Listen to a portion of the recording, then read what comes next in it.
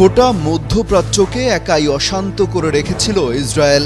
তাদের কাঁধে আমেরিকার হাত থাকায় আরব বিশ্বের কেউ চোখ তুলেও তাকাতো না।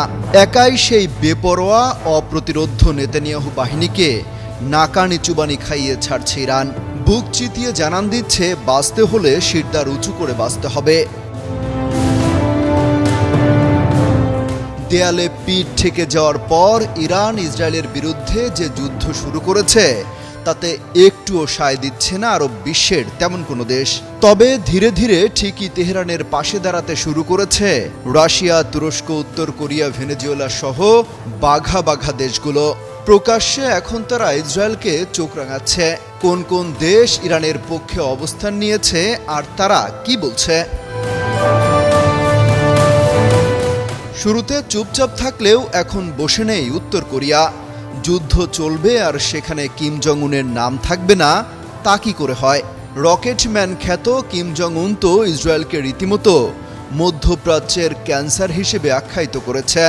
নিজের রকেটম্যান নামের সুবিচার করতেই যেন ঠুসঠাস ডজনখানেক রকেট ছড়ে এনে দিন। ইরাকের সরকার আনুষ্ঠানিকভাবে তেমন কিছু না বললেও দেশটির জনগণ ঠিকই রাস্তায় নেমে গেছে ইরানের পক্ষে। মার্কিন কর্তৃত্ববাদের বিরুদ্ধে অবস্থান নিয়ে দূতাবাস কর্মকর্তাদের পর্যন্ত আপাতত হটিয়ে দিয়েছে ইরাকের মানুষ। রাশিয়া এবার প্রকাশ্যে ইসরায়েলকে হুঁশিয়ারি দিয়েছে। তারা বলছে, ইরানের পরমাণু বিদ্যুৎ কেন্দ্রে কোনোভাবেই হামলা চালানো যাবে না। এতে যুক্তরাষ্ট্র যেন নাক না গলায় তা নিয়েও সতর্ক করা হয়েছে। ইরানের বাসিন্দাদের উপর ইসরায়েলি হামলার নিন্দা জানিয়েছে দক্ষিণ আমেরিকার দেশ ভেনেজুয়েলা। তাদের জনগণও ইরানকে সমর্থন জানিয়ে মিছিল পর্যন্ত করেছে। ইরানের পক্ষে সরাসরি অবস্থান নেওয়া দেশগুলোর তালিকায় রয়েছে চীনের নামও।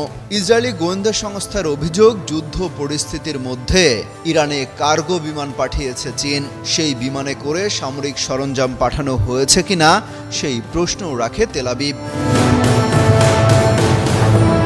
তুরস্ক তো রীতিমতো ইরানের পক্ষ নিয়ে ইসরায়েলকে সকাল বিকাল হুমকি দিচ্ছে। হামলা বন্ধ করারও আহ্বান জানিয়েছেন এরদোয়ান।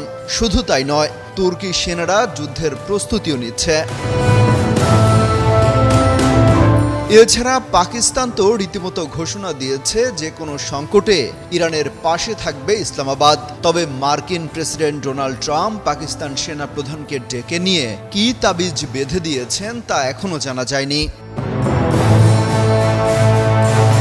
এছাড়া ইরানের হয়ে সরাসরি যুদ্ধে জড়িয়েছে ফিলিস্তিনের গাজার স্বাধীনতাকামী সংগঠনের সদস্য, ইয়েমেন এবং লেবাননের বিদ্রোহীরা। তারা মাঝে মাঝে ইসরায়েলকে লক্ষ্য করে রকেট আর ক্ষেপণাস্ত্র হামলা চালিয়ে যাচ্ছে। অমিত হাসান রবিন, যুগান্তর নিউজ।